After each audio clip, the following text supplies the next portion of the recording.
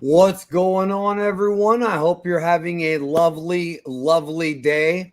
I've had a lovely couple of days here at the Casa de Super Friends in Florida. My name is Danny. Here's Jordan right over there. Welcome to the Mangalorian. Today we're going into volume 32 of the original Dragon Ball manga. And now we've got into the battle heavy portion of this arc. Really, this arc, Toriyama gave a lot of battles. There's a lot of combat in this arc. There were a couple of volumes we did where it was a lot of buildup, but then after that, it's been nonstop action. And now we're at the moment where Vegeta has completed his 1 year / 1 day in the room of spirit and time. I'm getting a phone call literally as I start streaming. Literally. I love when that happens, right? Let's continue. At the beginning, 1 year in the room of spirit and time, Cell has absorbed 17. So now Cell is in his second form, and Toriyama is teasing a battle between Super Saiyan Vegeta. He will, of course, give himself a better name shortly, against second form Cell. What are your memories of this part of the story? I remember this being the peak of my annoying, like the annoyingness that Vegeta. Like I was very very annoyed with Vegeta at this point in the series. I remember that back in the day. This is like prior to like Vegeta really growing on me as a character. I was actually kind of a Vegeta hater back in the day because I I liked never knew that him. about you. Yeah, I liked him whenever he was in the Namek saga. Um, I even liked him in the Saiyan saga. I thought he was an awesome villain, but at this point, he kind of lost his relevance as the main villain, and he had kind of become like a side character. And the way most of the other side characters were handled in the past, I was used to them like changing faster, I guess you could say. But of course, this is back before I had an understanding of what Vegeta's character actually was. This is just my like false expectations that I'm putting onto the series, like a lot of people do. A lot of people do the same thing. But this is before I knew as much as I do today, and I do remember seeing Vegeta in this fight particularly, and I was like, this dude's washed. Like he's hopeless. He's never going to learn his lesson. I remember getting very, very annoyed with the fact that he was so stubborn, which is something I came to respect about him later on. But back then, I was just like, nah, this is. I'm so annoyed with this guy right now. Yeah, it's interesting because a lot of Vegeta fans love the thrashing that he gives Cell, and that part is fun because when Vegeta is confident, but he can actually back up his confidence, it's like Goku. It's like, okay, the villain deserves it. But then he goes on to make some truly boneheaded decisions that even the most hardcore Vegeta fans have to agree are boneheaded. Yeah, And obviously you and I have talked a lot about, Goku's made some boneheaded decisions. Um, you know, Trunks has himself. Even some of the other characters have the villains, of course. The thing is, though, and I've said this before, is the problem with the Cell Saga is that I do feel like some of the writing, not all, some of it does tend to make characters a little bit dumber, a little bit less foresight, but it's almost like if Toriyama didn't do that, the story would be less interesting. Now, obviously, you could have some people counter that and say, well, Danny, Toriyama should have thought a lot more about it. And that may be true. However, what has come out lately, and I may do a whole stream about this, in case you don't know, there have been interviews that have been done with Toriyama's editors, and there seems to be new ones every week now or every couple weeks where we find out a lot more about Toriyama's working conditions. And it seems, based on these new interviews, Toriyama wasn't always super happy when he was when he was drawing the manga at this point, for a lot of different reasons. Some of it being the Jump magazine deadlines, some of it being the fact that he had to do other work like Dragon Quest and other pieces of art that all had deadlines.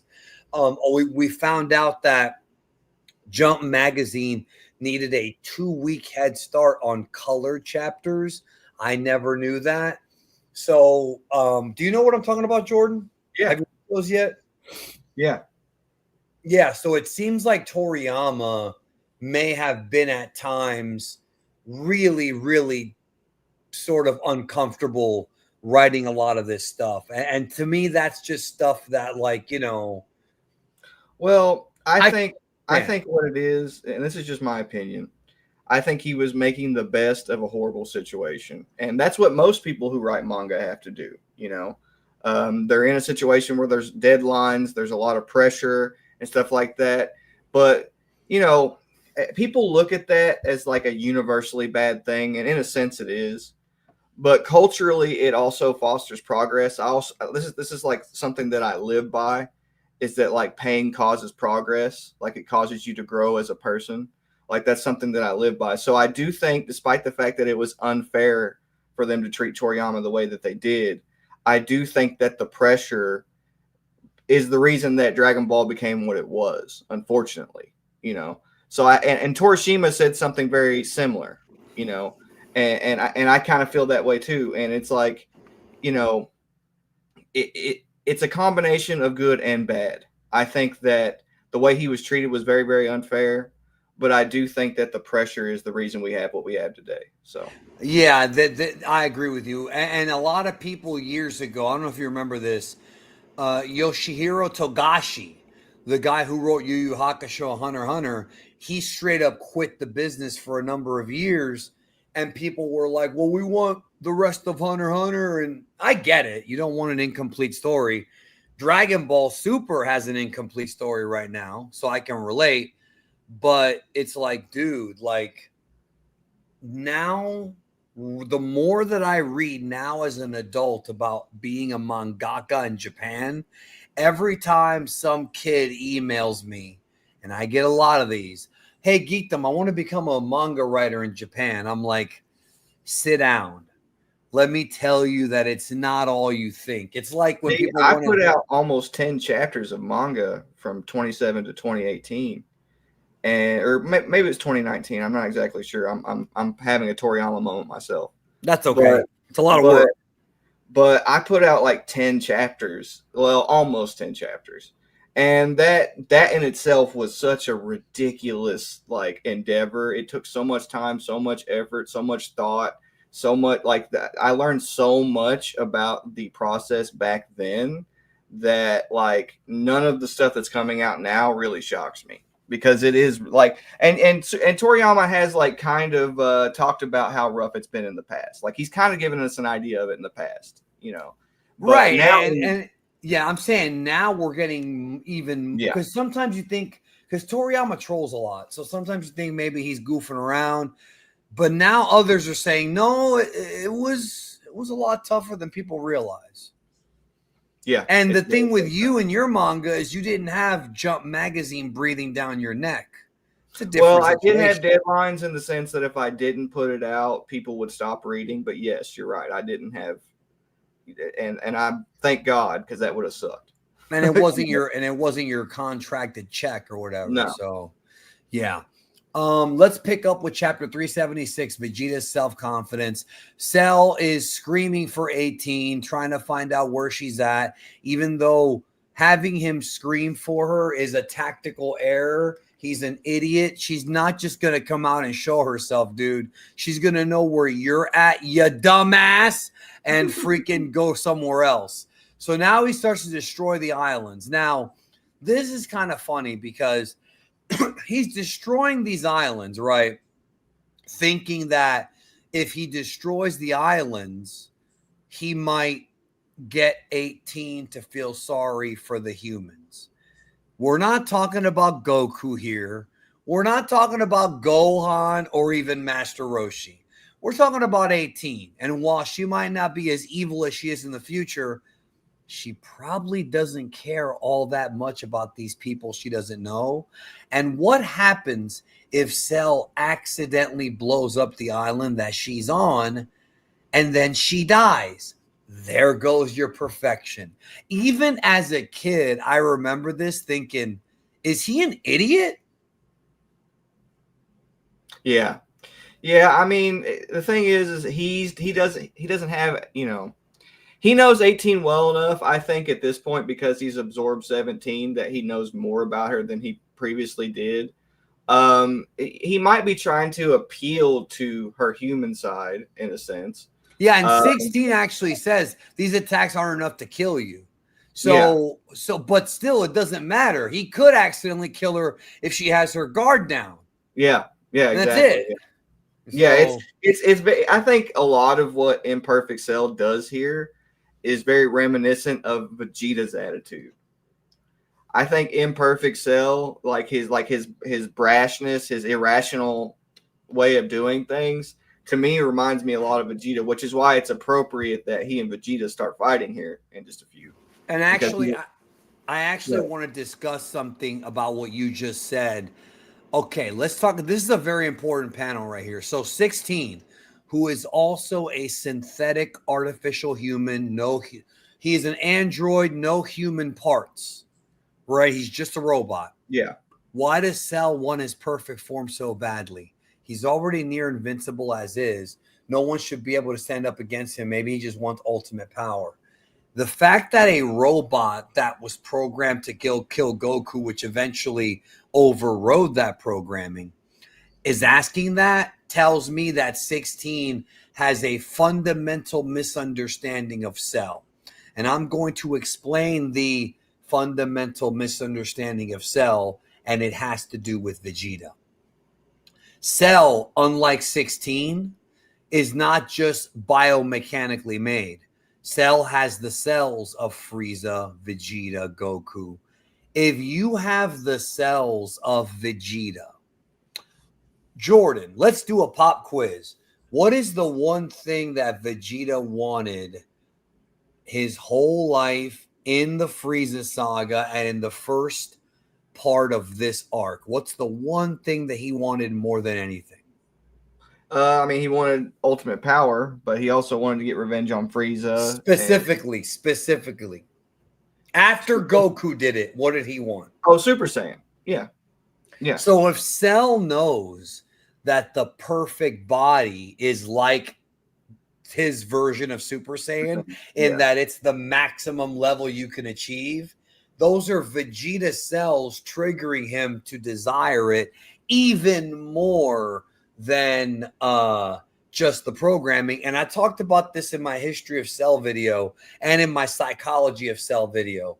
Cell as a character, even though I've said before, some of the writing in this arc is bad, the writing of Cell's character is good because you actually see at different points the Goku, the Piccolo, the Vegeta sides of his personality come out.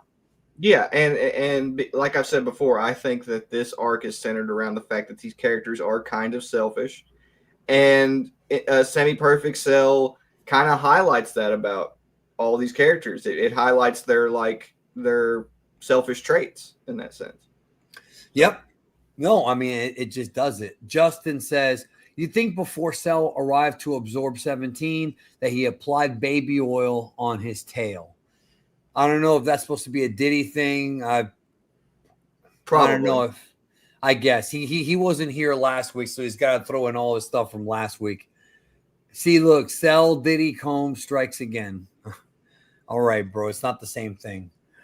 Speed Punch says, which is why Toriyama, I guess this is from earlier, why Toriyama like Daima due to he could do whatever he wants and no deadlines. No, that's why that's why he didn't do a manga ever again. You're looking at it like it's just Daima. Dragon Ball Super was not a manga that Toriyama did. It was Toyotaro, excuse me. Yeah. Dragon Ball movies, Battle of Gods, Resurrection F, Broly. He wrote the scripts, didn't draw shit. Exactly. So it's not just Daima, it's It's anything doing modern manga Dragon Ball. that is Yeah, so weekly manga. Yeah, manga is in itself like the issue here. Like most of what Toriyama did during the Super era was via email from home. He did have monthly meetings with Toyotaro and other editors for the manga. But other than that, like he was pretty like he just stayed home. So it's not the same thing. Yeah, this is totally different. There was no pressure, or at least a lot less pressure. Definitely a lot less pressure. Oh my gosh, Cell Combs assaulted a former governor of California. Can he be arrested for that? These are all super chats that we're supposed to get last week that we're getting that he's been holding on to for a whole week, bro. He's been holding on to him for a whole week, I'm sure. Yeah. So, all right. So Cell is over here blowing up everything. They're trying to get away, but here we have the arrival of Vegeta, who confidently goes face to face with Cell. And Trunks also arrives, and this is the typical part where they talk trash to each other. Cell says, "I'm going to beat you," and Vegeta says, "I'm going to beat you," and Cell's like, I beg to differ. And Vegeta's like, "Well, the boy's just here to watch. I'll defeat you without anyone's help." When we know Trunks is not just there to watch. Trunks does not like the androids, bro. And he's going to make sure that Cell doesn't become perfect, or at least do his best. Yeah. He's kind of there in that sense to contrast Vegeta. That's something that a lot of people kind of overlook about this relationship. Trunks is a lot more like Gohan. Well, I think he's supposed to highlight the potential that Vegeta could have as a person, because Trunks he is Vegeta's son, and he is very reminiscent of what we get to see later from Vegeta in Super. Like Vegeta, like Trunks as a character, like if you look at him like at face value, he's a lot like if Vegeta developed as a character. I just think that's very interesting, Yeah, and Vegeta does develop.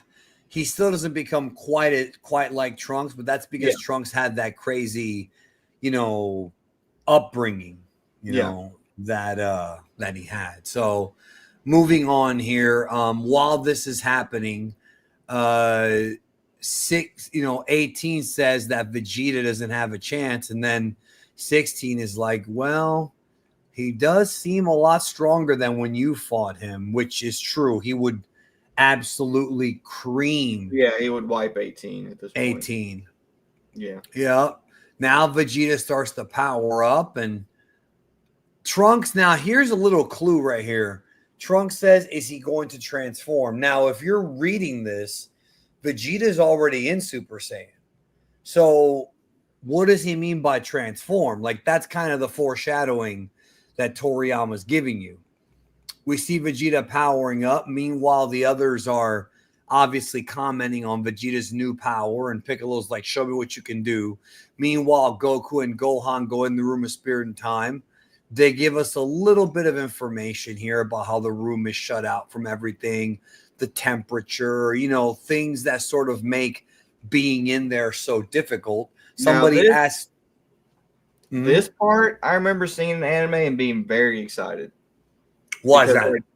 Because seeing Gohan and Goku spend this much time together alone, away from everybody, where they can actually like connect as people and like really reflect and learn from each other. I just think, I was really excited to see that. And it turned out awesome too, particularly in the anime because they have like extra stuff. But like, I just remember being like, yes, this is awesome. Like, I did like the little bit that we saw with Vegeta and Trunks in the time chamber. I thought that was cool, but it just doesn't compare to what goes on here, You know what's funny is I feel like I'm actually kind of surprised that Justin hasn't sent in a super chat being like, wouldn't Diddy have loved to have his own time chamber? That way he can spend all kinds of alone time. Yeah, that's an opportunity waiting to happen here. But yeah, it's very difficult to it's very difficult to understand the conditions that it takes to train under in this place. Now, if you remember, the way Trunks described it, Vegeta kept to himself when he went into the room of spirit and time. Goku does the opposite. And like we talked about, this whole part of the story is literally just this whole part of the story is literally just like the difference between Vegeta as a father and Goku as a father. Goku actually wants to encourage his son. Goku wants his son to be better. Vegeta only cares about himself. And that's Yeah. never more prevalent than in this part of the story. Yeah, and this little interaction between Gohan and the time chamber, which we'll get more into as we progress, also really reflects like the earthling stuff with Goku. Because like when you become a Super Saiyan, you become more Saiyan like. And what happens with Gohan and Goku after they leave the time chamber is they kind of retain their more earthling like identity in their Super Saiyan transformation. So this also is like a contrast between Saiyan nature and Earthling nature as well within the story. So And yet they're wearing the armor. yeah, So yeah, and Goku has confidence in Gohan. He's already saying, you're gonna become a Super Saiyan. That'll help a lot in the training. We'll get you there. He's not just leaving Gohan alone. He's like, don't worry. And then Gohan's like, well, in the future I get killed by the androids, and Goku's like, yeah, but our world is different, which is true. And then he says, Trunks' timeline, you didn't train here with me. yep. That Also that true. would feel awesome to hear from your dad. They're like, Which Vegeta continues his power up. This is one of the longer power ups in the manga. Anime wise, in case you didn't know, we've talked about this before. The whole where they take half an episode, that's mostly an anime only thing. Most transformations in the manga are quick. yeah, But this is one of the few where Toriyama devotes several panels, including a cutaway, to the power up. yeah, That's what it does. Now, interestingly enough, Vegeta doesn't look all that different. His hair is wider, which may be a clue to what would eventually be the Toriyama Super Saiyan 3 that we saw in Daima. yeah. But he's overall just got bigger muscles. It's Super Saiyan with bigger muscles, but a lot bigger. A Yeah, lot bigger. what's really interesting about this, and they expand on this in modern Dragon Ball, there is a difference between doing what Vegeta, and this is very important because a lot of people don't understand this. There's a difference between what Vegeta and all the characters that we see with these grade forms are doing here in comparison to when they turn into a Super Saiyan 2. So I don't know if you guys remember, but because it's been a while since Super was running, but there's a scene where Khalifa and Kale turn into these forms, or I think it's just Khalifa actually, Yeah. turns into this form, and she's got like the big muscles, and Goku's like, "That's just powering up. Like you're not using the technique that we use to power up Super Saiyan, which they also expanded on in modern Dragon Ball. But like that is the mistake that Vegeta is making here. He is simply trying to power up instead of focusing on powering up the way that they do when they become Super Saiyans, and that's where he fails here. So, Well, this would be later known as Super Saiyan Grade 2 in the official yeah, guidebooks. I've done videos on all these forms. You can look them up on the channel in detail. And the reason why they're called grade is because they are like a gradual step above Super Saiyan. Grade 2 and then grade 3 is Trunks, which is even more of a power up, but it yeah, costs you your speed. Grade 4 is what's known as full powered Super Saiyan. I've seen some call it mastered. I prefer to use full powered because yeah, that's what it's called in the original material. And that is when you're in the Super Saiyan,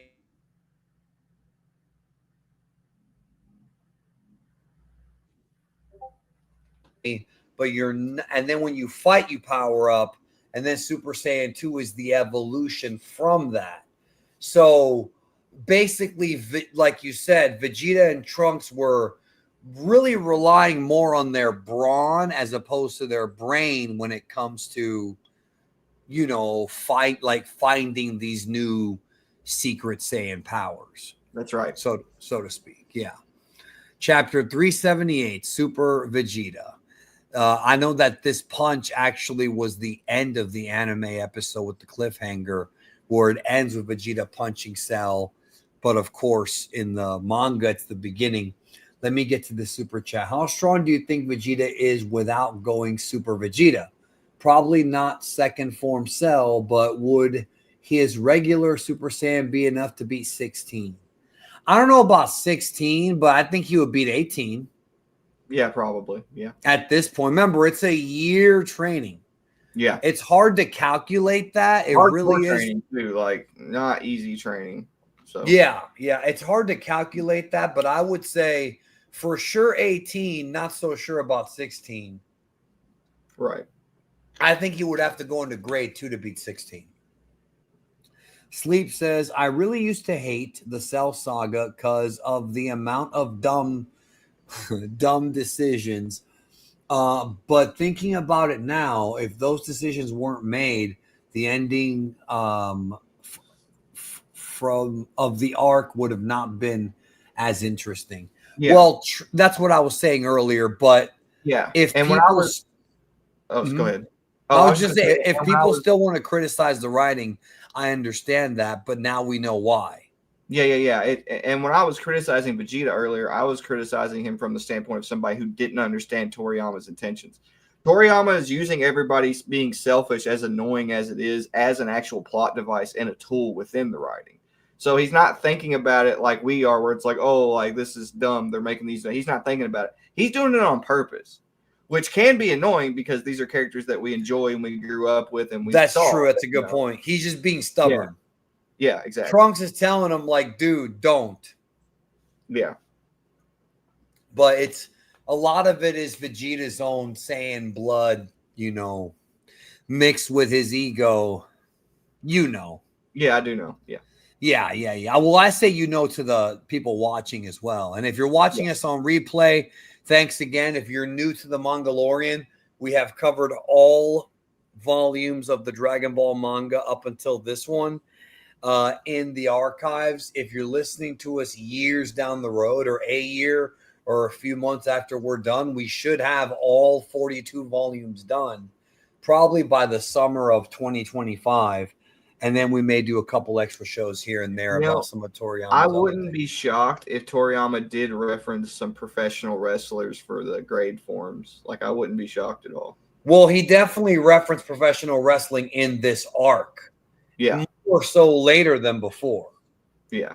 He's definitely if he wasn't a fan, he definitely watched it, even if it was just a couple times.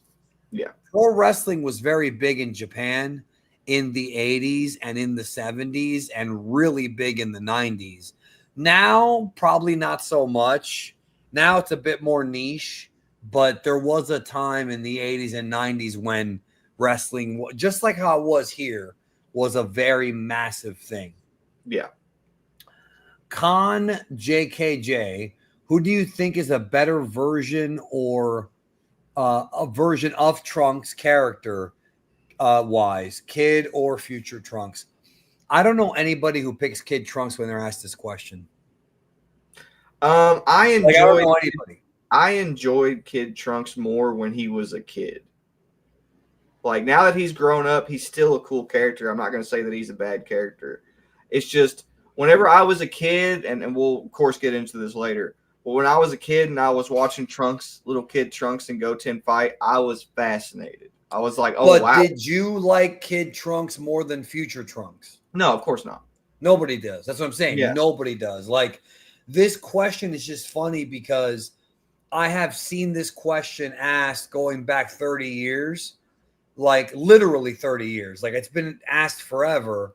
And every time everyone says future Trunks because the backstory is tragic and dark and more interesting than Kid Trunks, who was raised by a pampered mother and Vegeta. Yeah.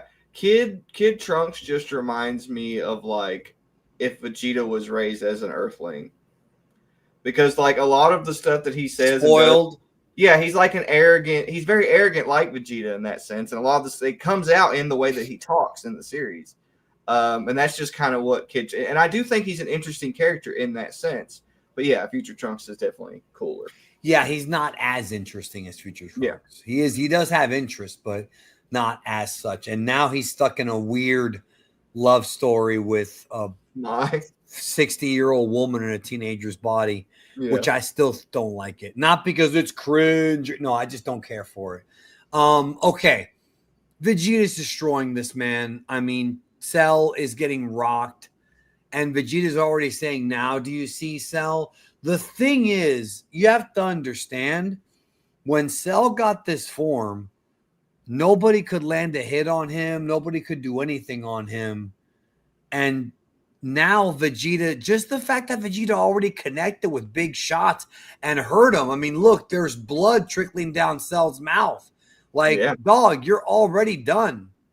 Yeah. He tries to counterattack. Vegeta does a judo throw, throws him over, kicks him away, knocks him into a mountain, into the water. The anime version of this fight is very, very long.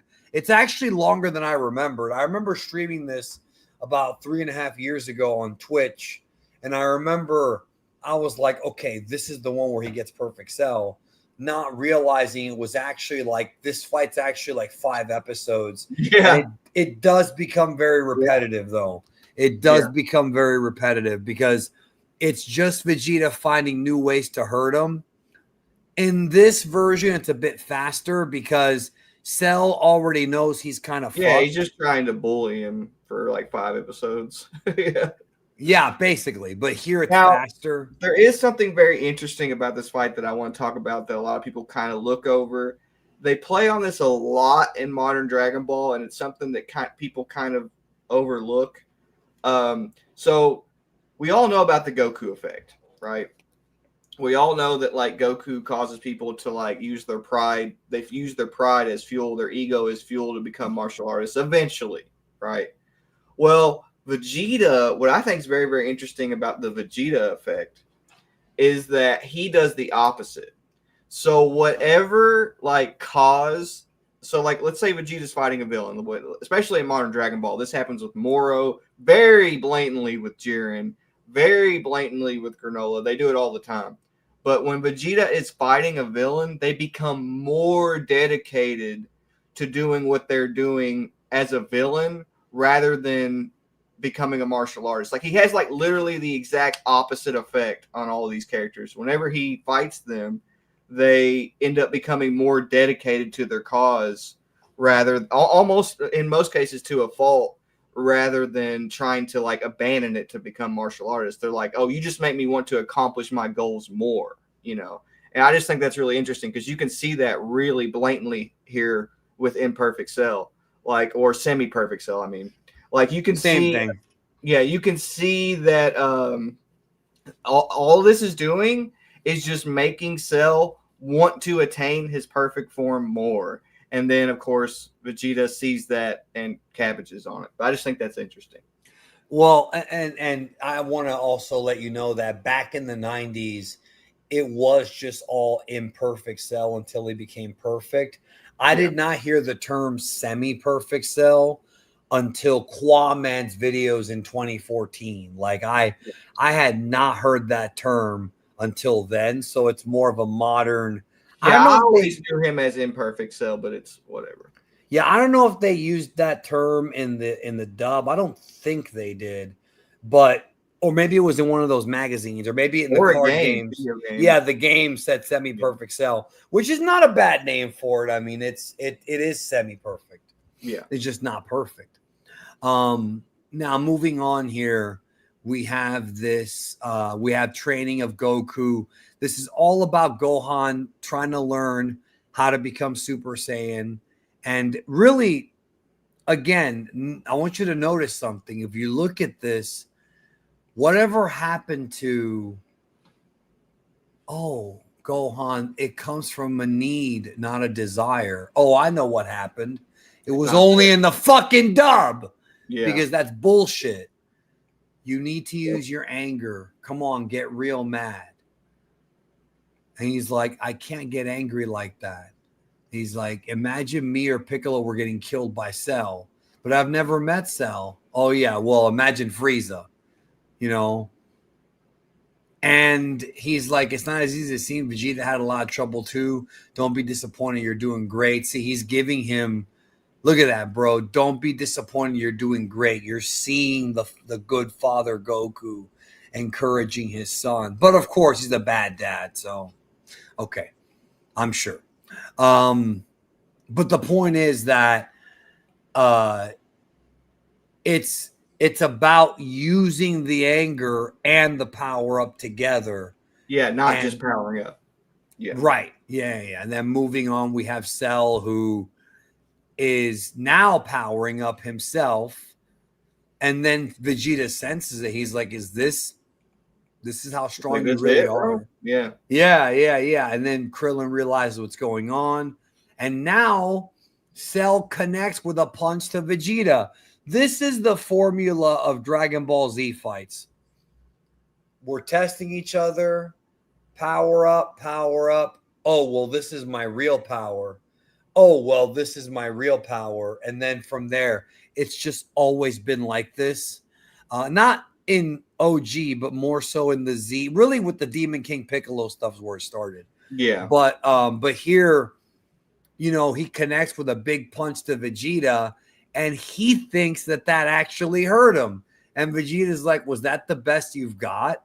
It looks like I've become too strong for you.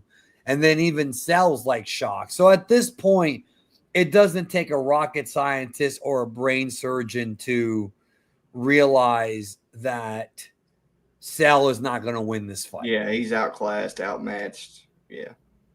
It's impossible. You're not Vegeta. Not exactly. I am Super Vegeta. A lot of people love that line and that part. Yeah, because he's saying, I'm not the Super Saiyan, I am Super Vegeta. He's equating his ego into the formula instead of, you know, just the Super Saiyan. It's Super Vegeta. He says, screw the Super Saiyan. I don't care about that anymore. I am Super Vegeta, you know.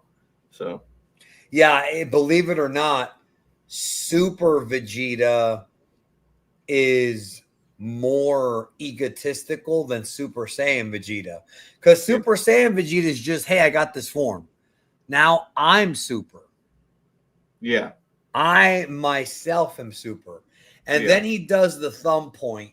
And a lot of people have pointed out that when he does that, it's curtains for him. Is there an actual, like, because I haven't looked into this. I mean, if you do if you did the conspiracy thing with the red lines, you know, like, yes, it would add up. So he has done this and lost every time then. Yeah. Yeah. Okay. And Gohan did it and lost too. Okay, so it's a Dragon Ball trope then. Yeah. Yeah. Chapter 379, Cell's perfect form interrupted. I love this shot of Vegeta with a side headlock on Cell. You know, I wonder where Toriyama saw a side headlock. Yeah. And then that, you know, we have this Super Vegeta. What the hell? It'll be too much trouble to explain it to you. I'll leave it to you to imagine what it's like. You should be worried about what will happen to you with all your might, which is funny because Vegeta hasn't even told him about Goku's I mean, Goku told him, like, I'm training to get you, but he hasn't even told him, like, hey, there's more like me coming, you know? Krillin is the expository character here who's telling us kind of what's going on, analyzing it. And then 18, and then he's like, damn, we went through all this work, but Vegeta's about to handle this for us. And then Cell lets his rage take over, goes after Vegeta, tries to outspeed him. Vegeta still has the speed advantage, kicks Cell away, goes in. I love this kick right here. It's like an upside down flip kick, and Cell gets kicked. Remember what we said about full page Toriyama art looks amazing? That's another one. Always another one right there. Vegeta knocks Cell away. Krillin is in shock. He sees that Trunks is there, and then he spots the android. So all the players are here, and I think Krillin probably felt a bit better because Trunks was there thinking, okay, well, if Vegeta fails, maybe Trunks can go in and finish off Cell, you know? And so, but at the same time, that of course means that he may be the one tasked with the remote if neither one of them can finish Cell off. Right. You know, that's the idea. So Krillin lowers his key and hides. Meanwhile, Cell is a wreck. He can't even fly out of the water. He's taking his time. Now I'll tell you something that'll really shock you. That man over there, Trunks, is almost as strong as me. I like how he says almost. Yeah, bro. What a neat. And I thought YouTube editors were egotistical. Fucking. And then he's like, huh? I suppose that's all you've got, huh? You disappoint me. It looks like this is the strongest that you'll get. I think Vegeta actually was expecting Cell to have more power than he actually had. Well, yeah. Or Vegeta's just, he's gotten so much more strong that it's like a cheat code in a video game. Yeah, he's probably thinking that would explain why he lets him get his perfect form, because he's probably thinking, yeah, there's just no way, there's just absolutely no way he can catch up to me at this point. I am Super Vegeta after all, you know. So. And then here he says it would be a waste of time to kill you now, which I'll bet Trunks is like, no, just kill him. Get it over with. Yeah. He has to be losing his shit for sure. Yeah. And then now Cell's losing his shit. And this is where he says, if only I had my perfect form. And then Vegeta's like, perfect form? Yeah. And this that's the effect, bro. He's making Cell crave it more. Yes, indeed. Chapter 380, Runaway 18. Here we have Cell. We have 18 giving this sort of, I guess, seductive look to Krillin, who is thinking with his dick. Don't be like Krillin, guys. Don't think with your dick, okay? Let's see here. Justin says, Cell was looking to get some bio from Vegeta, but our boy was prepared. He has had experience with dealing with predators like Dandroid Schneider. That's actually clever, bro. Dandroid Schneider. I wouldn't be surprised if he was a robot. I wonder what the hell Jamie Lynn Spears experienced. And we'll leave it at that. Google that if you want to know more about it. So this is where Vegeta says, okay, so if you have your perfect form, you wouldn't lose. And this is where Vegeta starts to let his ego take over. Well, I'm going to beat you in your perfect form then. And then he says, I would have perfect power, perfect speed, perfect reflexes, and a perfect brain. I don't know how having 18's brain makes it more perfect, but it's neither here nor there. That's what the computer told me. Okay, I'm sure who are you to trust some random computer? Kick Cell away. Now he's just toying with him. Cell is a beaten man. It's only a matter of time. And then 18 thought he was trying to make himself look weak. Now he's starting to realize that Vegeta might actually be an idiot. My programming tells me that Vegeta might be a moron. Like, because he's starting to see it. Krillin's right there with the remote. He can eliminate her, but he thinks because she gave him one kiss that she's gonna fucking be his wife, which, well, stranger things have happened. But I will say this, guys, it does not work that way in the real world. Just because a woman is nice to you, even if she gives you a kiss on the cheek, does not mean she wants you like that. Please don't be like Krillin. Yes, he got the girl. There's been plenty of movies where a guy got the girl that would never happen in real life. Do not fall for this. It's not real. You have my word on that. Yes, 17 and 18 are yin and yang themed characters. That should be super obvious. For Well, sure. aren't they? But they're both bad. No? Yeah, it doesn't matter. It's just masculine and feminine. Oh, I see. I see what you mean. Yeah. Yeah, and then Yin Vegeta and and yang Cell. make ki. That's what ki is. It's whoosh, Right, so right, right, that's right. the reason that Cell is trying to get both. Right. RPT says Goku lets Frieza power up and is rewarded. Vegeta lets Cell power up and is punished. That's a good point he's making. It's not quite the same thing. What do you think about It's a that? cool parallel.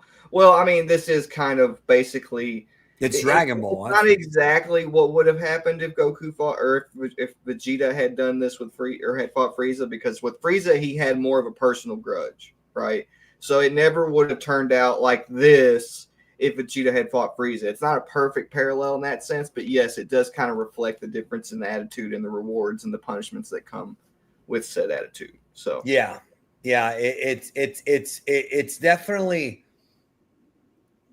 bad. So here's the thing: bad things happen when characters make bad decisions, but then good things can come about them if other characters or if those characters figure out how to overcome.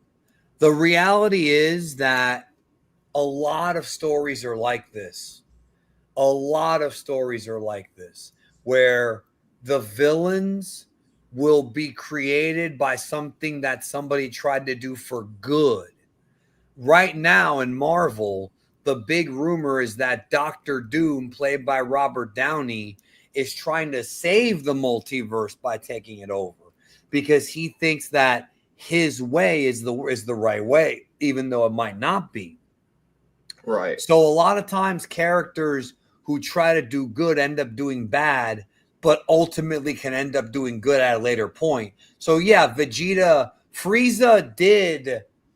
Goku did let Frieza power up, but Goku was still able to beat him. And on the way, he selflessly atoned for it by letting everyone warp off of Namek except him. So that was him taking responsibility. Unlike Vegeta, who's damning all of mankind, Yeah. here Goku's taking responsibility and saying, I'm going to take his ass out. Yeah. Diego says, why didn't Trunks just take out 18 here to stop Cell? Diego, I have been wondering that my entire I think life. it's because he didn't want to humiliate Cell or humiliate Vegeta, which is a dumb reason. But It is a that's dumb reason. They're very against Trunks. yeah, it's literally just like I didn't want to humiliate my father's ego. That's literally what he tells Cell here in a little bit whenever he goes. So I mean that's literally the only motivation that has been stated, but it's not a good motivation. Yeah, and this is kind of what I was saying earlier about like I don't think it's disrespectful. I think it's disrespectful to call Toriyama names or to say he's a shitty writer, but to actually point out things that are not well written in Dragon Ball, I don't think is disrespectful if you're going by like the classification of what good and bad writing is. Now, obviously, it's a case by case thing.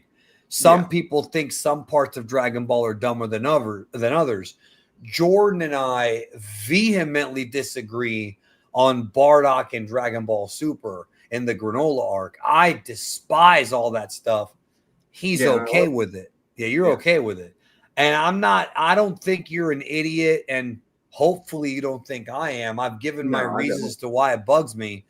When it comes to Toriyama, a lot of people have criticized the writing of this arc, including Lance, who's a very close friend of mine over at Missed Air Fusion. And he's brought up really good points because he's talked about stuff that was said in original Dragon Ball by Roshi that's totally forgotten about here, about the responsibility to the universe that Goku and Krillin have. And so Krillin should have pushed that button immediately, if you remember what Roshi said. So there's a lot of examples of that, and that's why I think that I this. disagree with. Like you Well, say but the Cell but Saga has a lot of dumb. I think choices. what Trunks does is dumb. I think what Trunks does is dumb. That I will say is, and I used to think what Vegeta did was dumb until I realized that this is that Toriyama is purposely using this to highlight what you should not do. Well, that still makes it dumb though. But with Krillin, yeah, in the case of Vegeta's actions, it's dumb. But I don't think it's a dumb writing tool. I think that Toriyama has done this countless times prior. He'll make characters do dumb things to highlight why. It's basically like the opposite of what Goku would do in a sense. Like he uses Vegeta to do that countless times throughout the series. Now, why I don't think what Krillin did was dumb here is because in the long term, it's the better decision. In the long term, it's the reason that everything works out the way it is. Whereas with the other decisions, it doesn't feel that way. Like you say that this kind of contradicts Roshi's teachings, and I disagree. Because something else that Roshi taught was how you treat one person reflects how you treat everyone. And for Krillin to just disregard 18 as a person means that he would do the same thing for anyone else. It doesn't matter if he has selfish intentions. It's the fact that disregarding one life is the same thing as disregarding all life.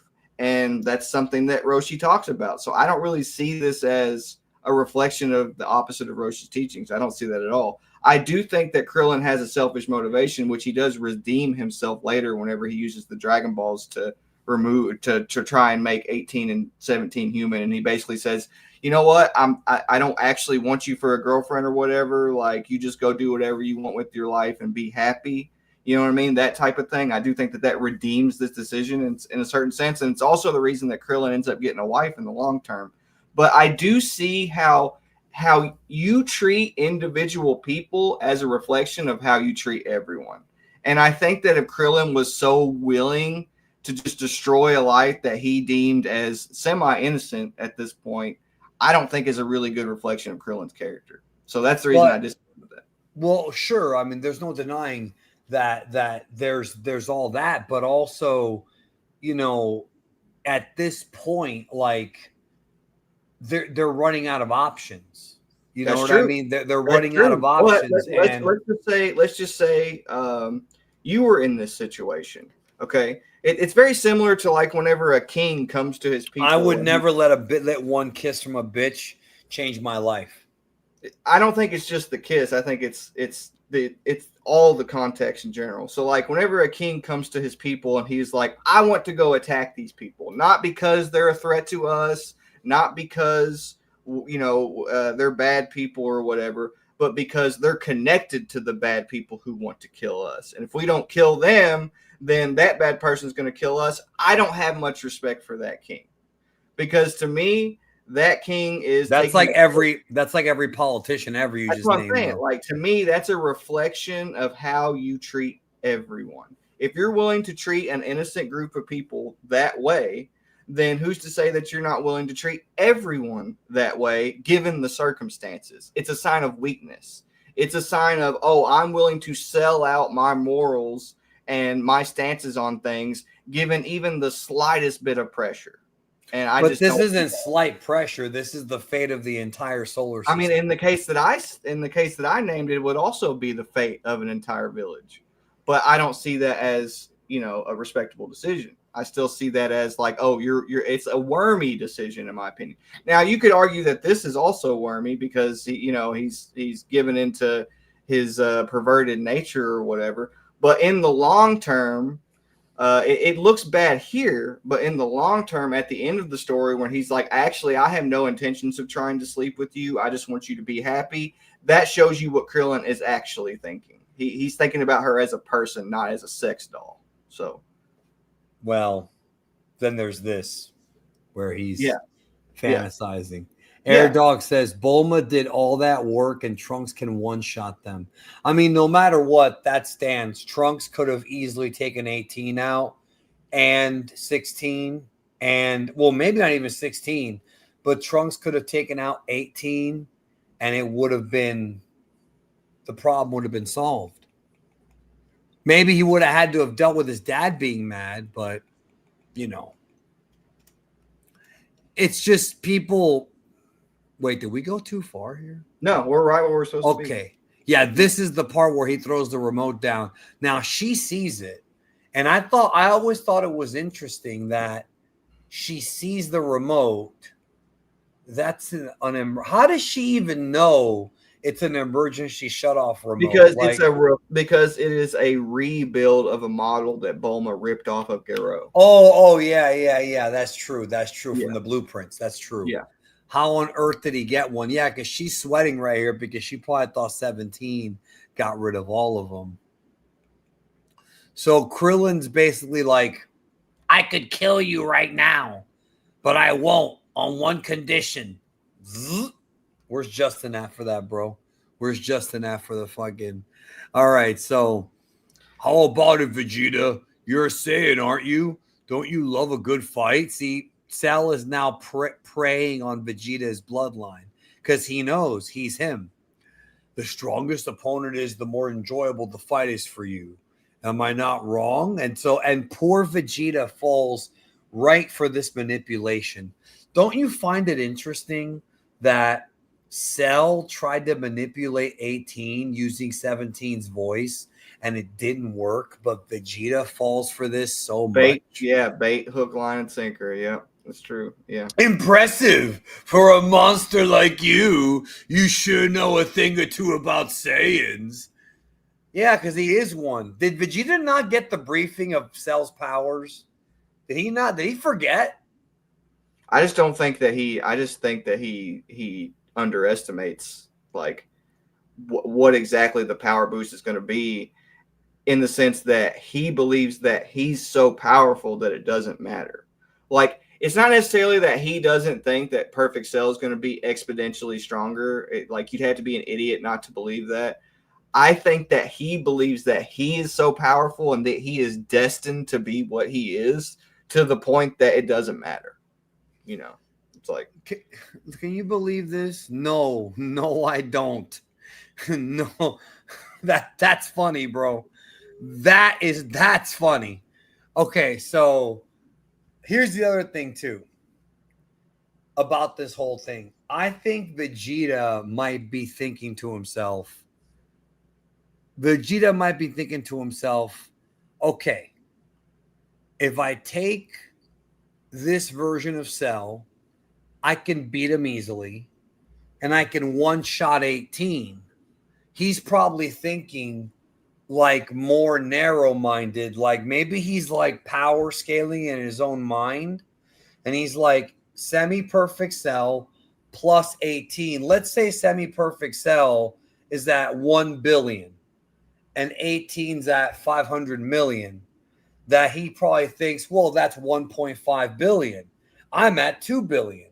You see what I'm saying? I don't think that Vegeta understands the what happens when Cell gets 18. It's not just 17 and 18's power combined with his. It's a complete platonic like evolution. yeah, like perfect Cell. Yeah, second form Cell is not just first form Cell plus 17. It's not that. It's way deeper than that. I think that that's true. I think that he does understand that, but I think it doesn't matter.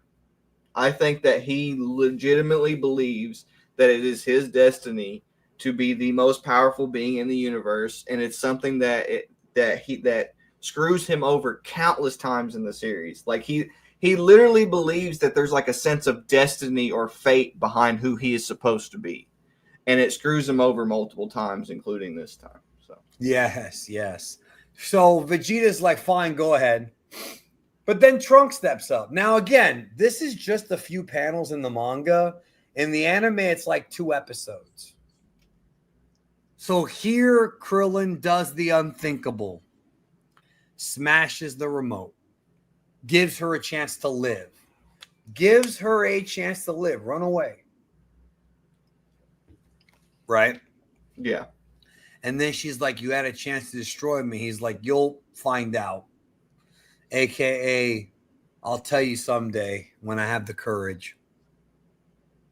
Then Cell's like, Vegeta, can you do something about him? I like how Cell doesn't want to fight Trunks because he probably already knows he'll lose. So he's like, hey, can you tell your son to get out of my way, please? Kind of a Weasley thing to do, but also kind of smart. It's 18. I found her. See, all this goofing off has now led to Cell visually spotting 18. Yep. Everything was fine if Vegeta had taken the fight to the other side of the island or Trunks, but now he sees her. And then we have Toriyama drawing the chibi. Last, I'll be the perfect warrior. However, I will miss my handsome mug. Yeah, that's Toriyama right there for sure. That's Toriyama saying, I love this form, but I'll say goodbye to it now. So he's trying to get Vegeta to stop Cell. And then this is where Trunks also sees that they're there. And he tells them, hey, run away. And then Vegeta's like, what? Now everything goes to shit. Cell goes right after them. Trunks powers up. He also gets buff. This is Trunks tapping into grade 2. Not grade 3, grade 2. Grade 3 is coming, so be patient. It wasn't Toriyama's favorite character. It was Toriyama's favorite form of Cell. Yeah. Yeah, design of Cell. So Trunks is going after him, and then Vegeta's like, oh, okay, good. The androids are here. He can finally get perfect. And then Vegeta tries to stop him. He's about to come in. Bam! Interception by Vegeta. Kicks his own son away. What a dick, bro. What a dick. Hitting his own son just to let some stranger get stronger. Dude, I can understand people hating Vegeta in this arc. He really is kind of a douche. Yeah, he's at his peak annoyance at this point. I think you're right. Because even in like the Frieza saga, he was still a really fun anti-hero. Yeah, and you could tell that Krillin also didn't really anticipate Vegeta being such an idiot either. Not just that, but like here, he's only thinking about himself, whereas he does that a little bit in the Frieza saga, but he also realizes that in order to beat Frieza, Goku, Gohan, and everybody else is going to have to stay alive. Whereas here, he has gotten so full of himself because of his damn beyond Super Saiyan thing. See, what it is that Vegeta tried so hard to get Super Saiyan, and the fact that unlike Goku, unlike Trunks, this time Vegeta was the one to discover the next evolution. That's adding to his ego. Have you ever thought about that? Yeah, of course. Yeah. That is adding to his ego. Like, well, unlike the last time when I was in third place to get Super Saiyan, even though technically he was in second because Trunks from the future, but still. Now he's the first guy to discover this new form. And it's like, oh, well, now I'm the fucking guy. Yeah. So I don't know if I agree with this. No, Vegeta's a great character. I don't think he's a garbage character because he makes dumb decisions or acts like a villain. No, that's what makes him a good character. Yeah, you have to You can't use your judgment of people like in real life, like, oh, like this makes this guy bad. You can't use that to define what makes a good character in fiction. That's unrealistic. It doesn't make any sense at all. There are villains that are good characters. There are, anti-villains that are good characters. How the character itself is implemented in the story is what defines a good character, not the character's actions. It's how they're actually implemented in the story itself that makes them a good character. I think a lot of people get that wrong. They think that and some people say Goku's a bad character. And it's like, no, Goku and Vegeta are fun characters. If they weren't, Dragon Ball would not be as popular. You got to look at it. You got to look at it in terms of like, you have to look at it in terms of writing mechanics and dynamics. You can't use your personal feelings for judgment all the time whenever you're reading fiction. You got to think especially about for fiction, yeah. Because Vegeta's entertaining, even though he's an idiot. Yeah. I mean, let's look at other things like Dumb and Dumber. Those two guys are idiots, but I wouldn't call them bad characters. They're just dumb, and we laugh at them. Beavis and Butthead, like, we're supposed to laugh at them. Now, this comment from Gabby, I think he's kind of overrated. That I can get behind. I think if Killmonger had said Vegeta's overrated, I would have agreed. Because, yes, I think a lot of people in the fandom, I've said this before, nobody misunderstands Vegeta's character more than Vegeta fans, right? Because of they think that he's one type of way when he's really not. And I think some of that's the dub. Some of that is like memes. Vegeta's also projecting themselves and their own values onto Vegeta, ironically. You know, a lot of people do that, though, with Goku. The people who misunderstand Vegeta the most are the people who look at his character and think, I'm that guy, without realizing that the entire purpose of Vegeta's character is to criticize people who are egotistical and make dumb decisions, which is hilarious. Right. That's right. If you say I'm like Vegeta, especially during this time, you're kind of a douchebag. Yeah. Thankfully, in real life, yes, we do have people like this. But, in fact, you and I were talking about one before we went on the air who thinks he's Vegeta. He even has the same height problem Vegeta has. And yet is far from it. So, anyways, Justin says, Cell honestly thinks his second form looks good. He looks appealing as Honey Boo Boo's butt cheeks. Well, I've never seen Honey Boo Boo's butt cheeks, but I will. Toriyama not liking Toriyama likes it. Toriyama not liking Vegeta only applied to a very particular era.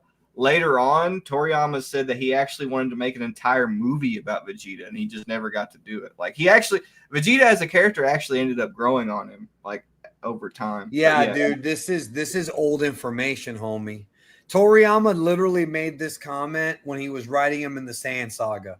Yeah, don't be like these guys on the internet. Killmonger. Do not be like this fucking fandom that takes a Toriyama quote out of context to try and back up their point. Nothing annoys me more, and even Jordan, I'm willing to say Jordan, nothing annoys people like us more than when somebody takes a Toriyama quote out of context, dog. Don't do that. Or using an old one that's been like, out of context. It's the Do you really think if Toriyama hated Vegeta, he would have done all the things he did with him in the Buu saga and in Super? Does that really make any sense?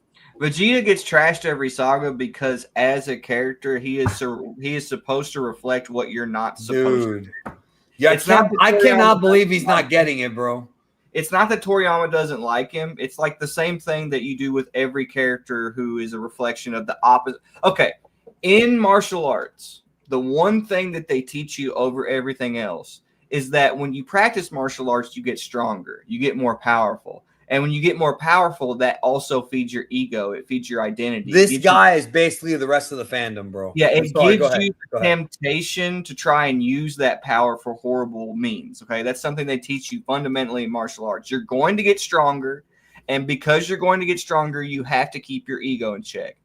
Because Vegeta consistently fails at that, he is being used as an example of what not to do as a martial artist. That is Vegeta's role in the story. That is his role as a character. And as that, as a person who has that role, he does that very, very well, which is why he's a good character. He's implemented very well. So not just that, but like Killmonger's been around these streams, brother. We have talked about this. You're doing the thing where you're like, Toriyama hates Vegeta because he makes him lose. Bro, this is not pro wrestling. Vegeta's not real. Like literally what Jordan just said to not do, you're doing. Don't treat them like real people, treat them like fictional characters. You're over here like, well, he gets written to be trash all the time, so Toriyama must hate him. Why the fuck would Toriyama hate somebody who he's constantly writing about? Why doesn't he? If Toriyama hated Vegeta, why didn't he just write him off to stay dead and never brought him back? Yeah. Answer that one. Answer that one for me, bro. Please. I'm waiting for your answer. If Toriyama hated Vegeta, why did he have Vegeta beat Broly in the first fight in the movie? Why did he have Vegeta and Goku team up in every single arc in Super? Yeah, I think he gave Vegeta the biggest ego out of every character. Vegeta's not real. Sorry, go ahead.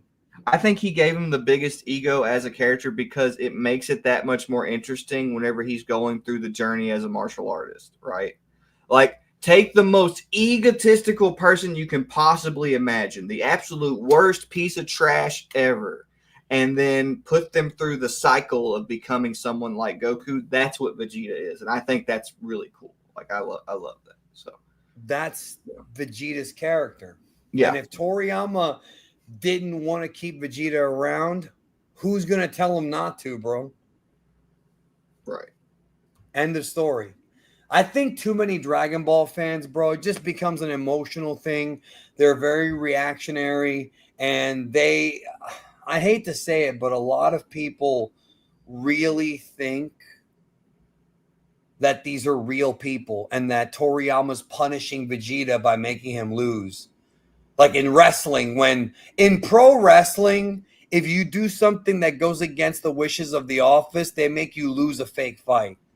I think. But the difference is that can actually affect your money.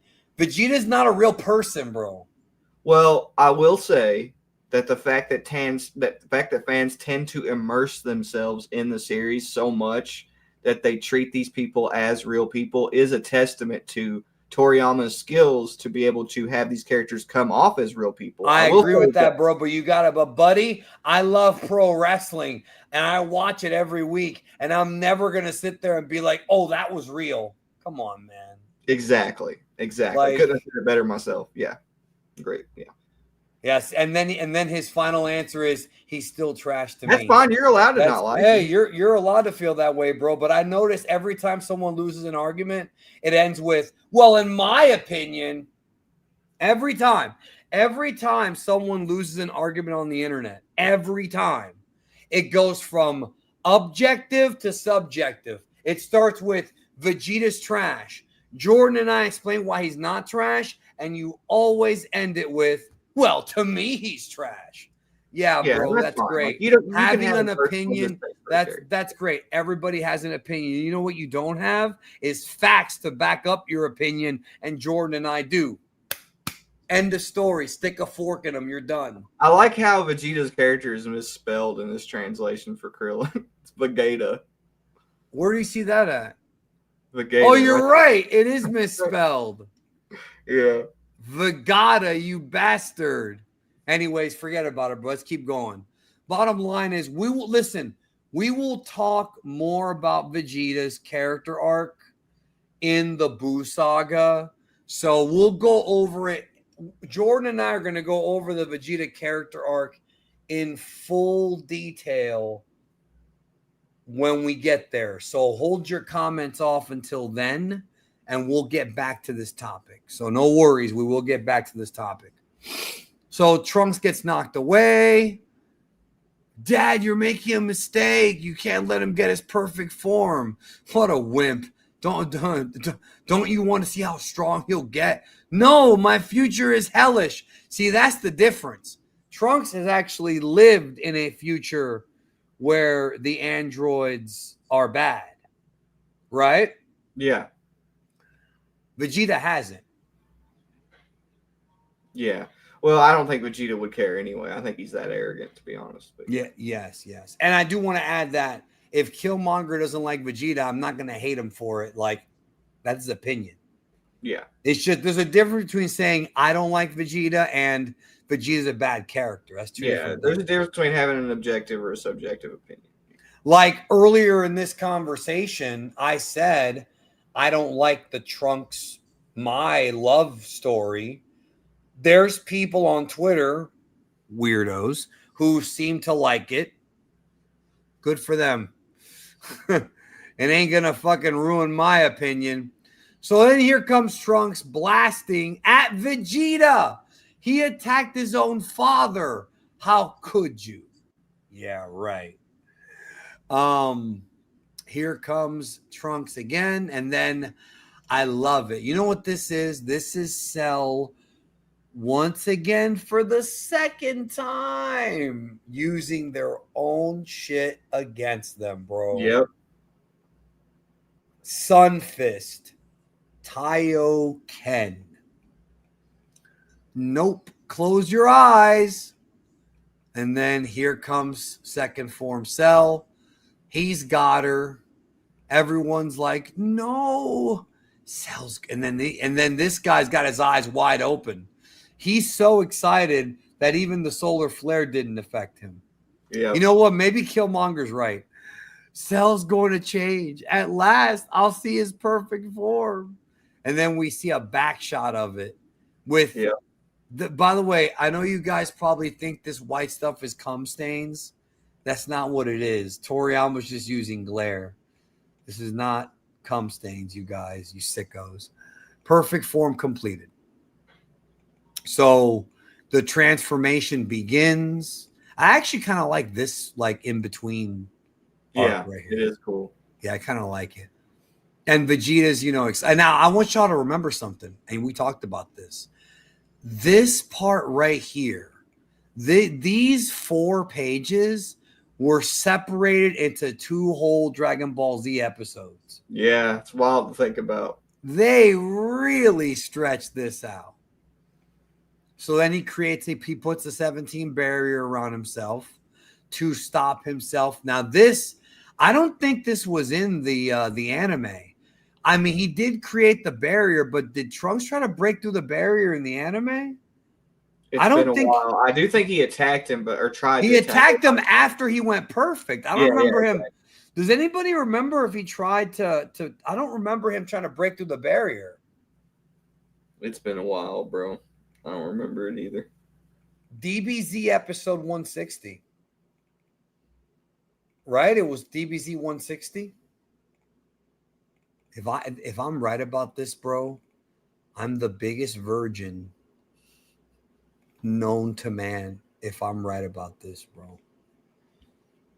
If I am right about this, bro, I'm the biggest virgin known to man. Hold on a second here. Okay. All right. Okay, well, I was right, so I'm the biggest virgin known to man. Okay, here. Okay, so here he is swallowing her. And then, okay, so here. Okay, so we have the tornado. See, look, Trunks is just standing there.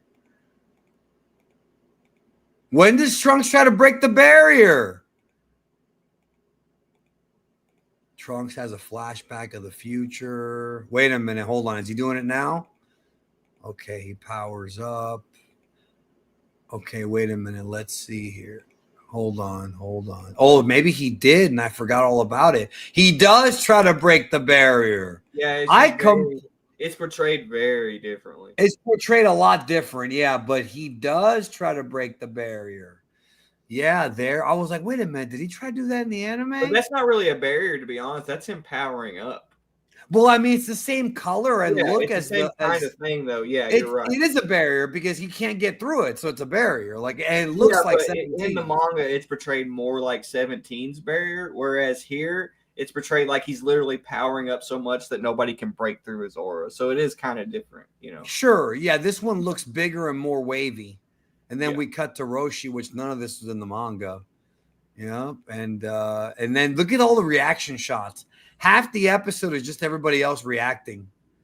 Like, that's all it is, bro. All right. Anyways. So he does try, and he tried to punch it, and here he tries to kick it. Kick it, yeah. Yeah, it's a little different. Oh, there he tries to punch it. Yeah, Vegeta Hey, Vegeta, I want you to know that Killmonger doesn't like you. Yeah, He bro. said it's a punch instead of a kick, but he did attack the barrier. No, I said I am a big virgin, bro. But I'm not a virgin because it was more of a kick. Oh, there's the punch right there. Yes, Yeah. I'm back to being a virgin again, bro. I'm back to. I have my virginity has changed about 4 times in the past couple of in the past couple of pages. All right, so now we have the end of the explosion. Oh, we okay, so they do have reactions. Yep, Cell has Reese's, and then look, damn you, Vegeta, it's all your fault.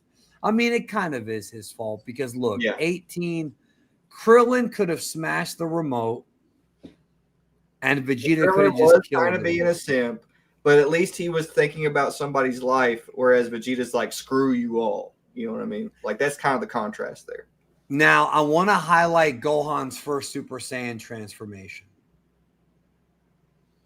because I've said this before, and I thought it was brilliant.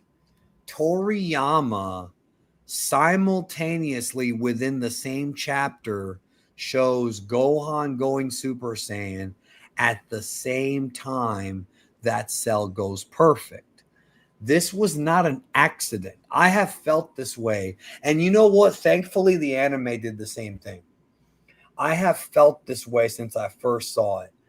At this point, Toriyama is clearly foreshadowing that Gohan's going to be the guy to beat Cell because every time that Cell upgrades, Gohan upgrades and then goes up and up and up and up and up and up. And now Gohan has achieved Super Saiyan despite being just a kid, right? And Cell has hit the perfect form. This was no accident, Jordan. Toriyama waited till this chapter on purpose. Yeah. So he already in his head knew that Gohan would be the hero. He probably didn't work out all the kinks of exactly how it was going to happen, but he probably knew ahead of time, you know. Yeah. So, and yes, it does kind of look like Super Saiyan 3. So, I mean, Yeah, it has really long hair. Can you imagine if like Gohan was in Daima and they gave him Super Saiyan 3 like they did Vegeta? It And looked then, like that. yeah, it looks like this. And then Goku's like, I've seen this somewhere before. That's the type of shit that I would have done, bro, if I was in charge. By the way, did you happen to catch my video on my plot pitch for season 2 of Daima? No, I did not. I've been very, very busy. You should check out that video. All right. Cool. I want you to check it out because I managed to do a lot of Toriyama things. That and I did a lot of things for the fans. Justin says, "Oh look, now Krillin and 18 have something in common. They both got violated by a main antagonist." That's true. That's true. That's true. Yeah. Air Dog says Vegeta could have been the hero. Vegeta's not the hero. He's just not. Yeah, that's the thing. Vegeta could have been the hero, but threw it away. Well, what he's saying, but I know what Air Dog is trying to say.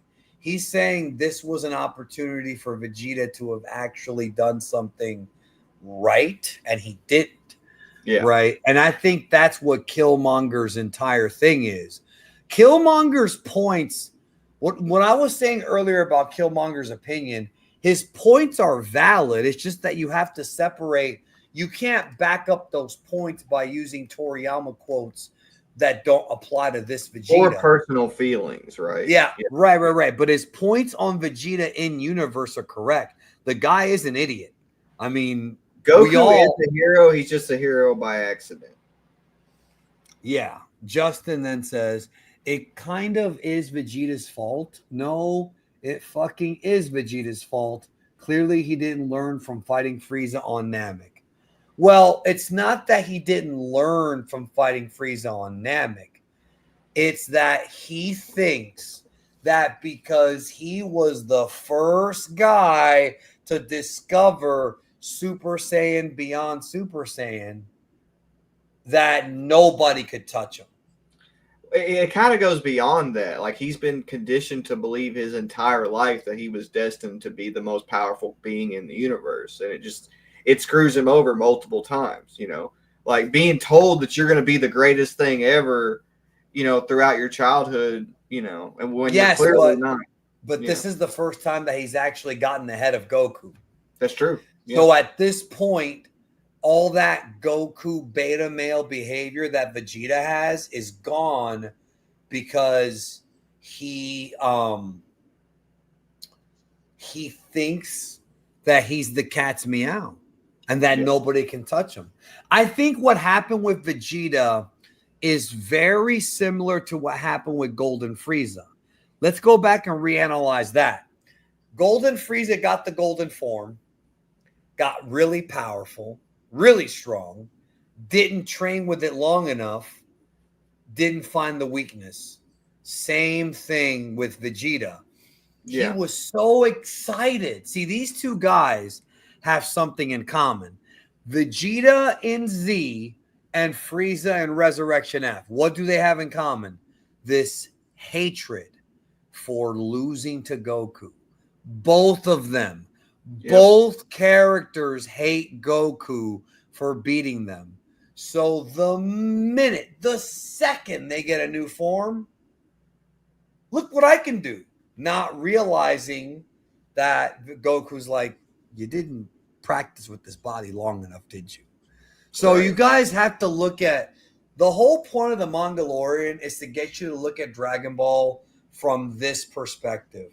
Toriyama uses the same tropes over and over again so that you can get an understanding of what he's trying to tell you. And that is, I'll give you an example.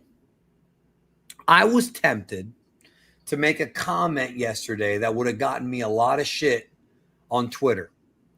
I didn't make the comment.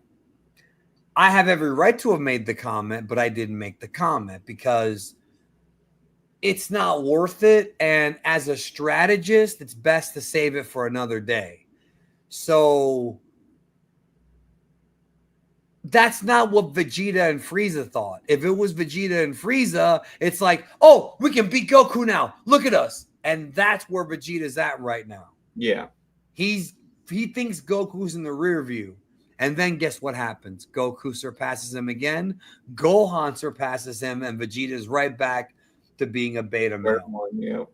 Sleep says, if Vegeta had full power Super Saiyan at this point in the manga, do you think he would be so egotistical that he wouldn't care about Perfect Cell? No, I think he would still be egotistical. That's Vegeta. Yeah. That's just Vegeta. Yeah, that's who he is. Yep. That is just Vegeta, bro. At this point, he learns later on. So now we have the all the various shots of Perfect Cell. We now have a full view of him. I love this form. Just looks cool. Reminds me of Magneto. And then Vegeta's like, oh, you got smaller, which is, well, so did Frieza in his final form. You dumbass. Did you forget that? That's kind of foreshadowing Perfect Super Saiyan too, or Mastered Super Saiyan as well. It is, but it's also dumb. Like, has he not picked up on the fact that in Dragon Ball, small characters can still be strong, bro? Yeah. You know? So here comes Krillin. I mean, come on. And then he gets kicked away. He gets kicked hard here. In fact, you could have thought he was dead there with how hard he got hit. I love this shot right here. Of the three forms. All the forms, yeah. I like that, yeah. Even though second form is bigger. And look at Krillin, bro, twitching and shit. I'm surprised he didn't die. Me too. I mean, that's Perfect Cell, bro. Right. Trunks goes over to check on him.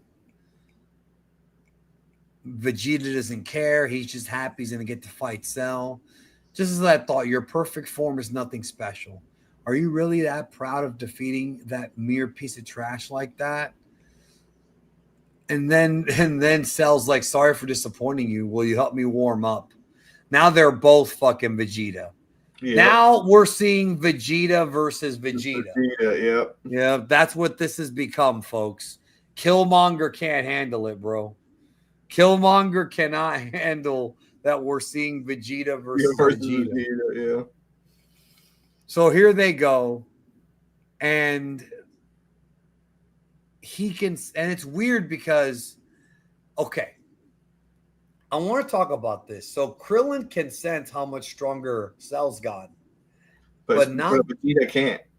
Well, I think that's because Vegeta is so full of his own shit that he doesn't even want to try. Well, Krillin also says that he's holding back against Krillin as well. So he might not be gauging, his full power at that point. Yeah, and this is far from full power Cell. Yeah. We haven't even seen full power Cell, full power perfect Cell. Justin says, poor Krillin, as I said before, loses a lot. Well, that wasn't really a fight, but if it was, he certainly did lose it. Yeah. I mean, Krillin had no chance, bro. He shouldn't have even jumped in there. So this is a fun little fight. And we're going to get a big moment coming up very soon. Here comes fucking Vegeta. Cell blocks. Vegeta goes for a shot. Cell blocks again. So already we know from the 2 blocks that he couldn't do in the second form. Bam. Like it means something. Yeah. You guys got to look at these fights and look at how Toriyama. Now, granted, it might not be fair because I've analyzed this shit for, at this point now, most of my life, sadly enough. But I'm not going to call myself a Dragon Ball encyclopedia, Jordan, as much as others have. I'm not going to do that for myself because I'm not that much of an egomaniac. But I've analyzed it enough to know that when you see stuff like a block go through and a block work, that there's already a difference in power just based on the block. Yeah. You know what I mean? It just is what it is. Now here, this is the hint of Trunks' power. He reveals he was able to overcome Vegeta's form, and he says that I can't tell that to my father. He's too full of himself. He should have just killed Cell when he had the chance. So Trunks already knows that he's more powerful than Vegeta, but spared his father's feelings. Now, do you think that was a dumb move or what? Because if he actually showed Vegeta grade 3, wouldn't Vegeta have tried to push himself more? Yeah, you would think, yeah. But also it's implied later that Vegeta did know about grade 3 and chose not to use it because he also knew about the power problems, the stamina problems. Right. Cell coming in, Vegeta blocks, and look at his face. It hurt him to block that shot. Cell certainly has gotten stronger. Vegeta is still leagues beyond him. You're wrong about that, bro. Damn it, you're not taking this seriously. I told you that I would be a warm-up fight. What?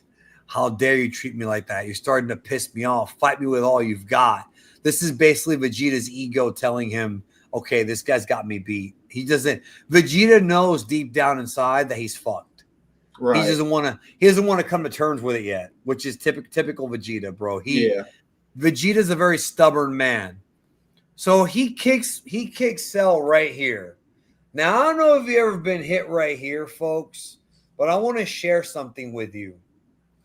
If you hit somebody right on the ear with an open hand slap, not even with a punch or a kick, with an open hand slap with enough ferocity, you could actually cause permanent eardrum damage to where they lose their hearing. Did you know that, Jordan? I did know that, yeah. I could hit someone really hard. You could too. Anybody who has any kind of power. And if you hit them just right with the palm right on the ear, you will careful because they can sue you for that. But what I'm saying is getting hit on the ear is painful. He just laughs. So look, there it is again, Jordan. Vegeta. Yeah, Vegeta. So that's what Super Vegeta's like. Are you going to use that power of yours to help him? My dad would be more humiliated by my assistance than dying to Cell. That's true. Vegeta's very stubborn plan. So here we have a nice shot of Goku and Gohan, bonding. I like how on one page we've got Trunks saying, yeah, my dad's kind of a douchebag. And then on the other page, we've got Gohan and Goku. This was done on purpose, guys, because Sasuke Toriyama at this point was starting to become a teenager. And I don't know if y'all know this, but Sasuke Toriyama, which is Toriyama's son, Akira Toriyama's son, was already kind of growing up at this point. And so Toriyama himself was kind of looking at what it was like to be a father. That's why this arc has so many father and son analogies. Can you speak to that, or something you want to add to that? Yeah. So when your son starts to become a teenager, it's a very, very, I guess you could say, it takes a toll on you as a father when you start catching him by himself. It's the point in their development that you have to start basically reinforcing their sense of independence. Like as a child, they're not independent. You have to take care of them. But as they get older, they have to take care of themselves.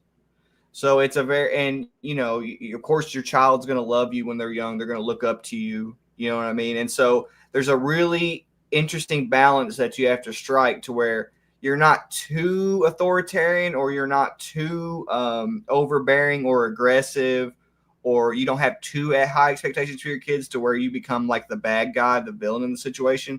But you have to have enough that your kids can take care of themselves as they get older. And Goku is essentially trying to strike that balance here. He's trying to strike a balance between being considerate of his child, caring, while also preparing him to survive the things that he's going to be dealing with in the future. But I'm talking about more so Toriyama as a father and how that would lead him to writing about it. I think that this is a reflection of what he was going through in that sense. I think because I think that because Sasuke was getting older and he's basically trying to think about how am I going to have to approach raising my son now that he's becoming a teenager? This is a reflection of that. And that's a conclusion that all fathers come to when their sons reach that age. So, yeah, and that's something that you'll see with a lot of authors. Stephen King has talked about it. He's talked about how when he started to have kids is when he started to write more kids into his stories and write parental stuff with kids because he gained a new understanding of children. And so when you become a parent, that's when those stories end up connecting with you as a parent more, because now you know what it's like. So again, Dragon Ball is a lot deeper than people realize. Sleep says, if the Cell Juniors that are on 17's island, do you think later down the line we could see a grown-up Cell Junior that looks even more like a Blue Perfect Cell? Probably not, because they would have already done it. Didn't they kill that Cell Junior? I could have sworn they killed that other one, right? Yeah, they did, yeah. Vegeta and the awful no good why bad day. The awful no good very bad day. Okay. Yeah. Awful no good very bad day. Anyways, let's continue here. So next chapter, Vegeta is still just shocked. Now the fight continues. Now Cell's counterattacking and Vegeta's starting to feel some pain. Trunks is tempted to get in there. He starts to power up. And now Krillin's like, you may have to really get in there. And then Trunks says, I will help him out only when Cell knocks him unconscious. Now, there is something dumb about this. Trunks, did you ever think that maybe Cell's not going to knock him out? Maybe he'll just kill him? Yeah. Then what, you dumbass? Again, bro, people are dumb in this arc. It's not just Vegeta. You think Vegeta's the only dumb one in this arc? Everyone's dumb in this arc. I'm not shitting on the story. I enjoy this arc, but people are dumb. Well, the thing is, he ends up being right though, because Sure, but fucking Cell could have finger banged him he like he could have. did You're him. right. But you got to think about it from Toriyama's perspective. He's thinking, "Oh, I'm foreshadowing the fact that Cell's not the type to kill Vegeta because he wants to have this giant ass tournament." You know, like Yeah, but I'm Toriyama's saying thinking about it as one just big from the thing. character of Trunks. I mean, Yeah, Trunks is an exactly. idiot. Yeah, that's what I'm saying. The only one that's not dumb is Ten Shinhan. Maybe. I'll give you. No. You can make the argument that even he was silly by letting the androids live at the beginning of the arc. So that's just not true at all. Well, Like, also, go ahead. all the characters collectively, other than Bulma, are like, let's just let everything happen. Yes, you're right. And that was all dumb. And we talked about that like what, 4 or 5 streams ago? Yeah. Yeah, that's what I'm saying. People are dumb in this arc. Lance pointed out, like, it doesn't make Dragon Ball bad. It just, the story is made more interesting by that. And Yeah. now we know that Especially Toriyama, considering how everything works out, because everything turns out better as a result of them being dumb. You know, so yeah, not a lot of foresight is the word I would say. Yeah. Not foreskin. Don't get excited. So here, I like how the skies are starting to turn dark. And then here, fucking 16 wants to jump in and Cell's like, you're nothing but a more than a worthless piece of trash. Meanwhile, here comes Vegeta. What could he be doing with his arms out like that? Maybe he's waiting for Cell to come in so he can give him a big hug. I love this art.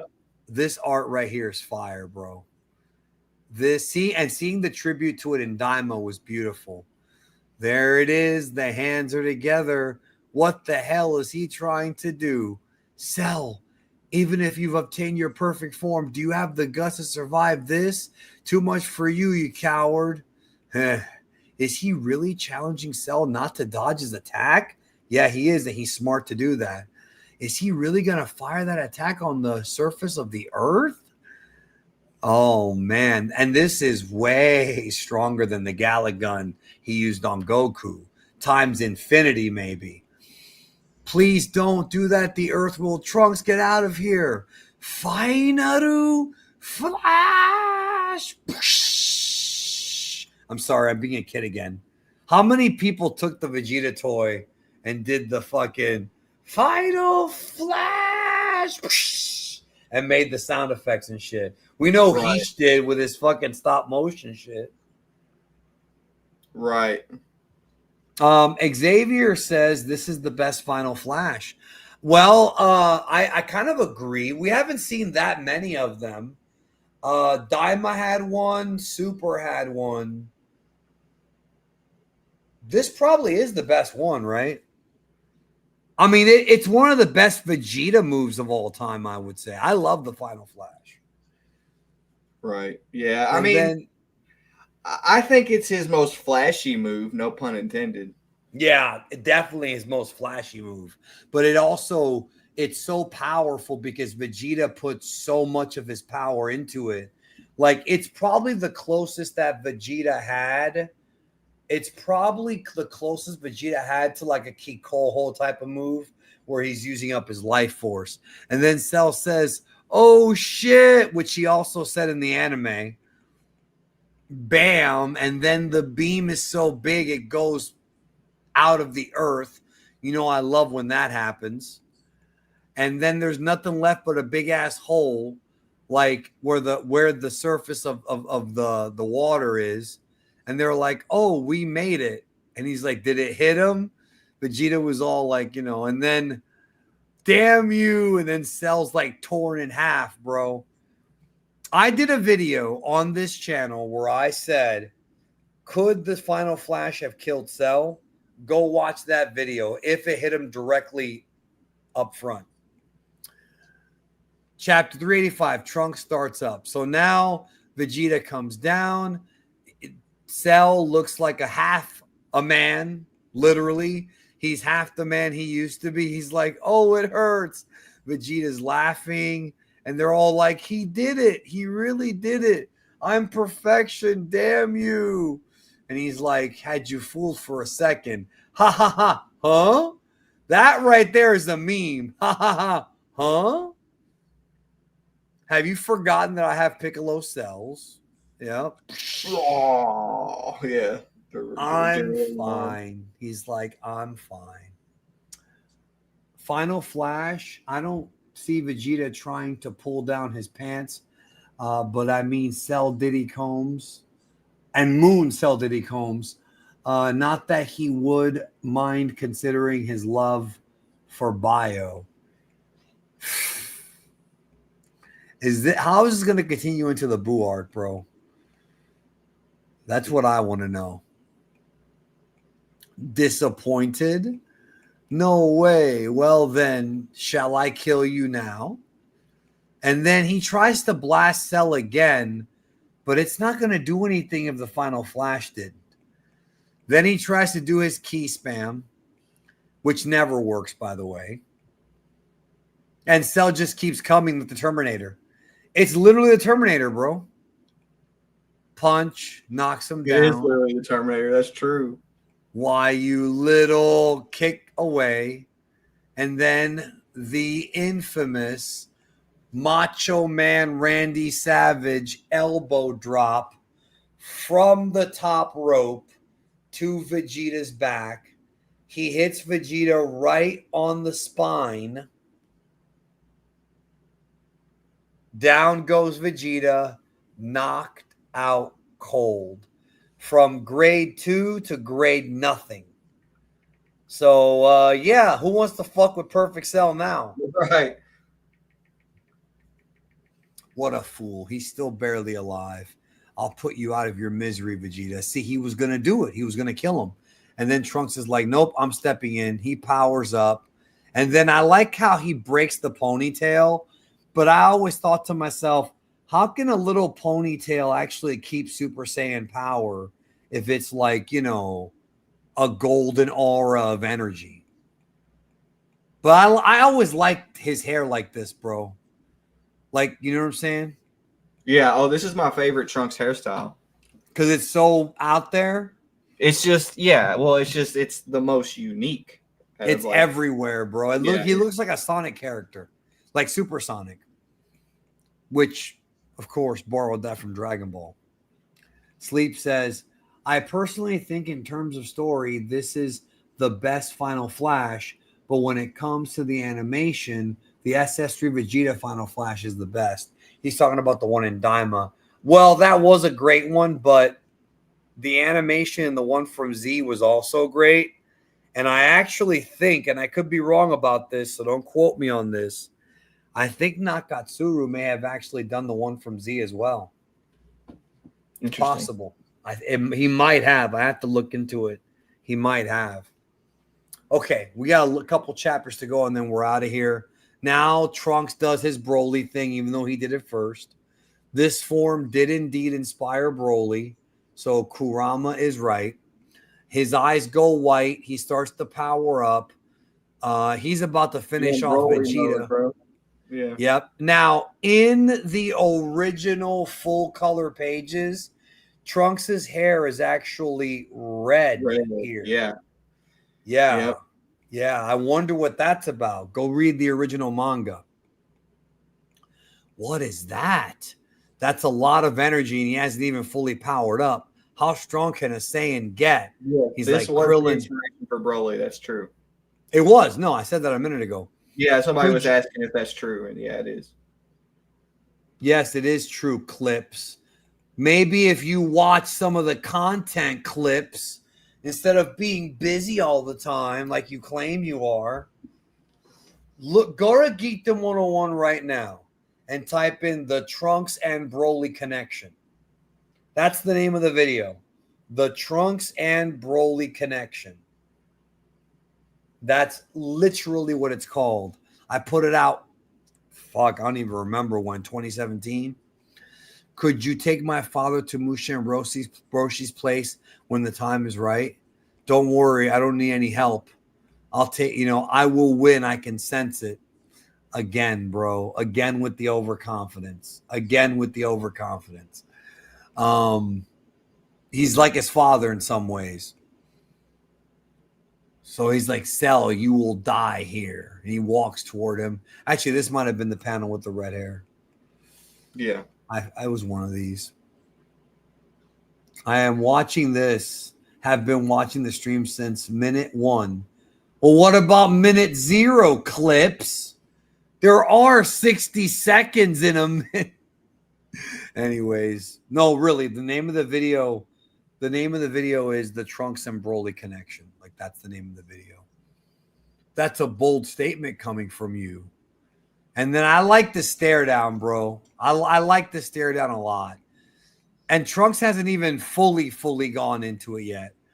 So then here comes Trunks. Cell dodges. He connects with Trunks in the gut. Trunks feels it, gets knocked away. So at this point, Trunks is the one getting beaten up. And then see how his eyes are open. He's distracting Cell so that Krillin can take Vegeta away, which is very smart. He gets up, bam. He's letting Cell hit him for a little bit, but he will come back. And then now he sees it. I actually like this a lot. Like, he sees it, he gets up. Looks like Vegeta's I like the weather thing. I like how Toriyama had like clouds come. Yeah. In the anime, when Cell and Trunks powered up, they scorch the skies. And it even says, like, Trunks scorches the heavens. That's like, awesome. He was so powerful, he burnt the sky, bro. But what I was going to tell you is, I like how Trunks' plans to get Vegeta safe, and Cell's like, it looks like Vegeta's been rescued. Now, then you can fight with all you've got. See, he thought he was outsmarting Cell. And that's the story of this fight. Trunks thinks throughout a lot of it that he's outsmarting Cell, not realizing that Cell is much smarter. You see, there's a reason why Toriyama did the Vegeta fight than the Trunks fight, because he wanted to show the reader that Cell is not only stronger, now he's smarter. Yeah, well, this version of Cell is very intelligent. He loses all of his motivation to kill people for the sake of getting his perfect form, because he's perfect, right? This is not the same character that Trunks was dealing with even 10 minutes ago. The second that Cell got his perfect form, the motivator that he had to like be ruthless and kill everyone is gone. He's perfect. He has no reason for that. And if he does do it, it's just for fun, which is why he ends up coming to the conclusion that he would like to have a tournament, because this is not the same Cell. The reason Cell was doing that before was because he wanted his perfect form that bad. He was desperate. This is not the same character. And that's where Trunks messes up, is that he forgets that Cell is going to be psychologically different now that he's attained the perfect form. So, yeah, and Kurama said right here, Cell did say he'd have the perfect brain. However, here's the issue. Here is the issue. And we'll talk about it more when we get to the Gohan thing. Yes, Cell does have the perfect brain, but does the perfect brain overcome the biggest ego? And that's when we get to the true meaning behind the Cell Saga and the true meaning behind the character of Cell, who was created to show the perfections and the imperfections of all of our heroes. Cell makes a critical error in the fight with Gohan, the same error that Vegeta would make despite Cell being strong. Because sometimes, even if you're strong, even if you are powerful, the ego will overcome and control you. Government says, these streams make my long hour drives for more bearable. Love and peace. Well, thanks, bro. And I hope that when you get home, you follow along with the manga, because if you're looking at the screen while you're driving, it may become a bit distracting seeing all this wonderful art, and I don't want you to crash. Yeah. Sleep says Future Trunks versus Cell felt boring because of the amount of power-ups. It's not my favorite fight in the anime, although the animation is amazing. Yeah. Again, this is right around the time that Yamamuro took over as lead animator after Maeda. So there was a change, but the manga version's a bit easier to read. But the animation's great in the anime version. So now he's like, you did nothing to prevent it. He's like, I have no interest in him anymore. Now I want to fight you. I'm more interested in my own strength. Now he wants to test himself. Yeah, Now he's that he's clarifying the difference in psychology to Trunks. He's letting him know. He's like, I'm not the same guy. now that he is perfect Cell, he's become more like the Saiyans than he ever was, even though he absorbed an android. What it is, folks, is that the biology of perfect Cell with 17 and 18 enhances all of the cells that are already in his body. I don't know if I explained that to you guys. So imagine if you take the cells of Vegeta, Goku, Frieza, not Trunks, Piccolo, and then you figure out a way to take those same cells and multiply their power tenfold.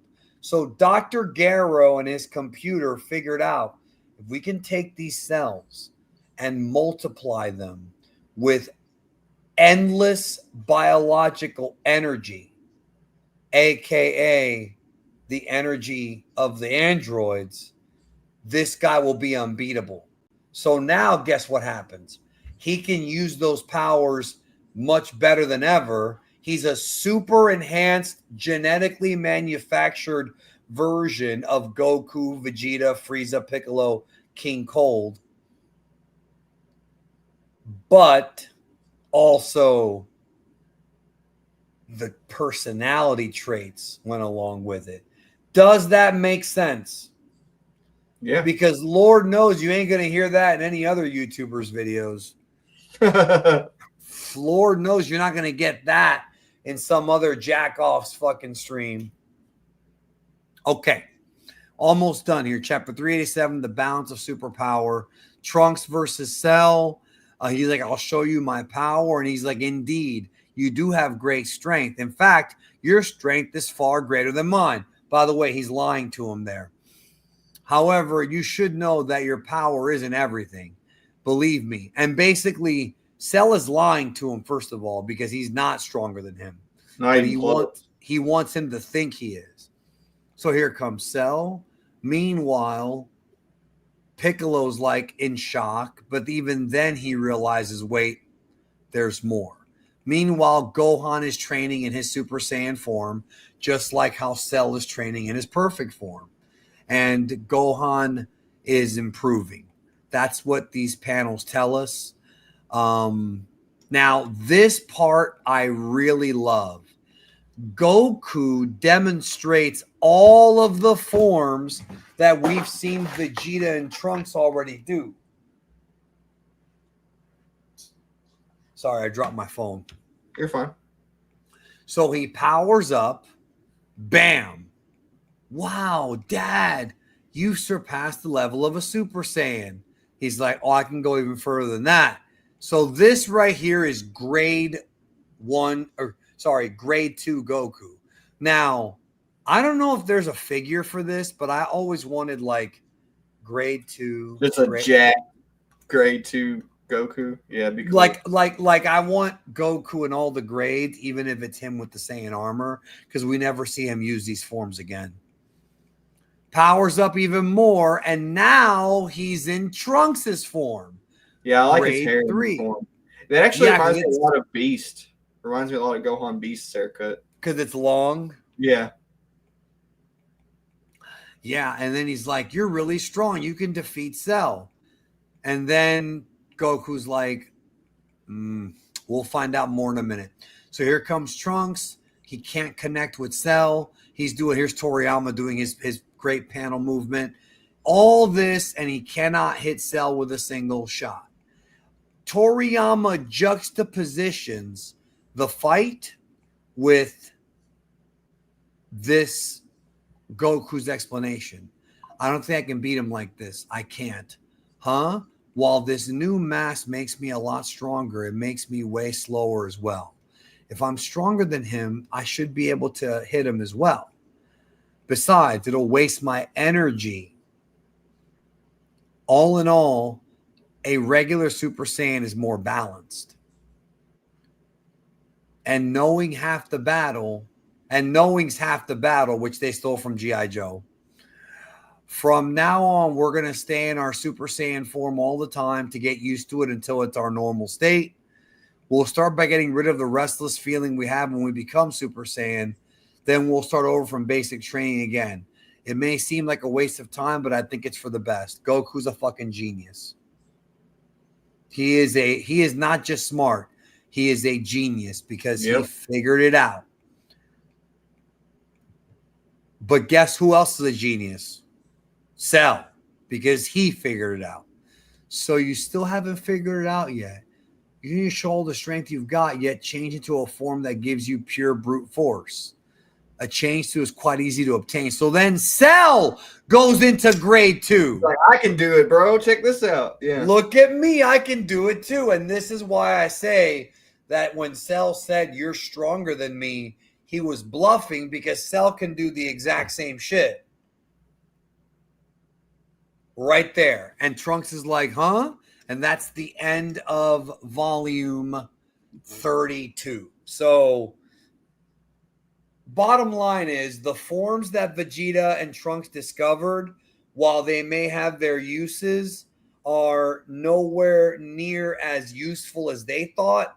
And Goku wants to find a better path to the next level of Super Saiyan. I've always loved these ideas because they're real principles in martial arts. If you ever watch UFC, you will notice that the majority of the guys in the UFC aren't built like Arnold Schwarzenegger. Very few wide guys in UFC. There have been a few in the past. Alistair Overeem, Kevin Randleman, Mark Kerr, Brock Lesnar. Yep. Not many nowadays, because the more muscle you have on your body, the slower you get in combat. That's why you'll notice athletes will often have lean muscle mass, not a lot of muscle mass. Bodybuilding is not advantageous to fighting. That's what Toriyama is teaching all the Japanese kids and us now. You can be in the gym for 10 hours and get bigger muscles. It don't mean you're going to win a fight. That's right. What do you think about all this? I mean, Toriyama definitely did his homework. I think that, the criticisms that people have about the characters doing dumb things, I mean, it's true. But as someone who writes manga and has written stuff, I understand why they're being dumb. It's literally for the sake of the story. I really enjoyed this volume. Really enjoyed hanging out with you guys. A lot of fun. So, all right, we'll see y'all next time when we do volume 33, which is the beginning of the Cell game. Goku versus Cell is coming, and that's always a fun time. A lot of people's favorite fight. What more can I say? Right. I may go on Twitch tonight to watch more Kaku Ranger, but I've also got to watch Daredevil, so we'll see. Anyways, y'all, have a great one. I will see you real soon. Oh, and expect more videos this week. Also, check out the latest Sayuki, which dropped on Friday, which was... definitely go check that out. Jordan and I talking about Super Saiyan 4 Goku versus Goma. Take care. Have a good one.